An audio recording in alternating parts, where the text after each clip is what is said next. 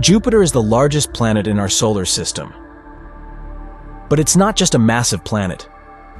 It holds within it many fascinating mysteries. Its presence is crucial for the existence of the solar system, and consequently, our own.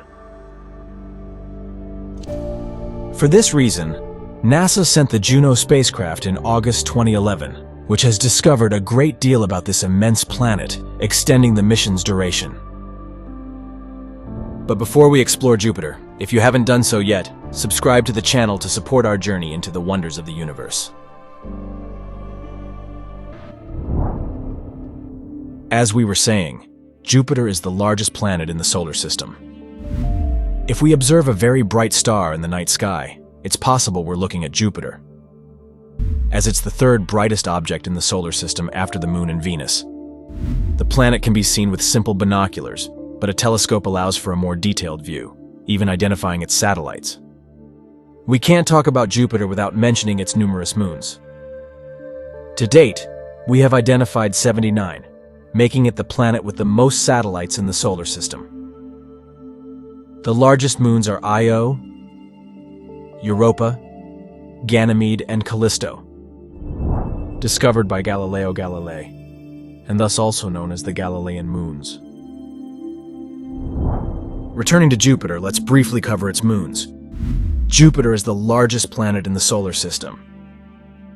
To understand its size, imagine if Jupiter were a basketball, then Earth would be the size of a grape. Jupiter was likely the first planet to form in the solar system. Scientists believe it formed from gases left over after the formation of the Sun. Therefore, if Jupiter were 80 times larger, it would have become a star. Not like our Sun, but a star nonetheless. Jupiter has a slightly elliptical orbit around the Sun, averaging a distance of 777 million kilometers from the star, which is about 5,000 times the distance between Earth and the Sun. The planet has an atmosphere made up of hydrogen and helium, and it lacks a solid crust. Delving into its gaseous layers, the atmospheric gases become denser until they reach a liquid state. Some believe that the planet's core is rocky, primarily composed of carbon and silicates, but its existence is still uncertain and is based on mathematical models. Visually, Jupiter is characterized by light and dark bands, and the Great Red Spot is immediately noticeable, covering an area twice the size of Earth. This is particularly impressive considering the spot is a gigantic storm raging for over 350 years. It was first identified in 1665 by the astronomer Giovanni Cassini. Winds inside the storm reached speeds of 680 kilometers per hour. Its color, ranging from dark red to brown, likely results from small amounts of sulfur and phosphorus in ammonia crystals. Recent observations suggest that the Great Red Spot is shrinking, though it's unclear if the storm is losing energy. However, this is not the only storm on the planet. For instance, the Juno spacecraft identified 3 vortices that merged to form a new hurricane. Astronomers have named this new storm the Little Red Spot. Regarding Jupiter's immense size, scientists have discovered that its massive mass influenced the formation of the entire solar system. Its enormous gravity likely pushed the planets Uranus and Neptune farther from the Sun. Furthermore, Jupiter's mass caused a meteorite bombardment on the neighboring planets. Fortunately, this is a thing of the past. Today, Jupiter plays a very different role in the solar system. Thanks to its immense gravitational force, it protects us from most of the debris coming from the depths of space. Jupiter acts like a vacuum cleaner, absorbing all the debris potentially dangerous for the inner planets of the solar system. In 1994, it presented us with a unique event. For the first time, we witnessed the collision of 2 significant celestial bodies in our solar system.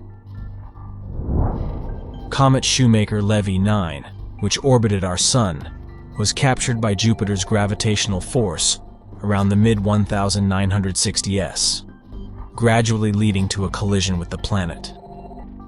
This was an incredible event. Various telescopes were aimed at Jupiter for the occasion. Despite the impact occurring on the side opposite to Earth, the Galileo spacecraft was able to directly observe it. Jupiter's rapid rotation allowed Earth's telescopes to observe the impact sites just minutes later. A consequence of Jupiter's enormous gravitational force is the number of its moons. As mentioned, it has the most satellites in the solar system and also holds another record. It has the largest moon of all the planets. Named Ganymede, it is larger than Mercury and Pluto and is unique for having its own electromagnetic field. The Juno spacecraft even captured its impressive sound.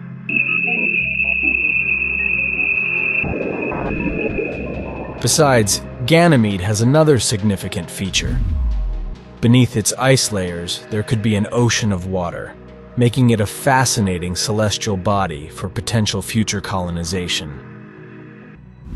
Moreover, the presence of water suggests the possibility of basic forms of life. But speaking of life, is it possible on Jupiter? The planet doesn't have a crust, and conditions are extreme, but scientists have speculated that if life exists on Jupiter, it could be found in its atmosphere, specifically within its clouds.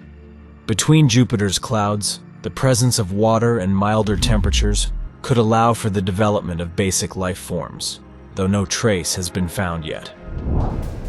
Life is more likely to be found on its moons. As we've seen, Ganymede likely harbors an ocean beneath its ice, and the same might be true for Europa.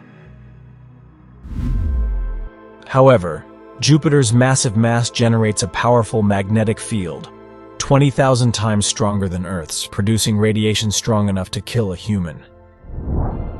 Therefore, if there is life on Jupiter's moons, it must be sought beneath the surface, protected from lethal radiation. There are still many mysteries to uncover about Jupiter and its moons. What do you think about this gas giant? Will its moons hold surprises for us in the future? Share your thoughts in the comments, and remember to subscribe to the channel to support our journey into the depths of the universe.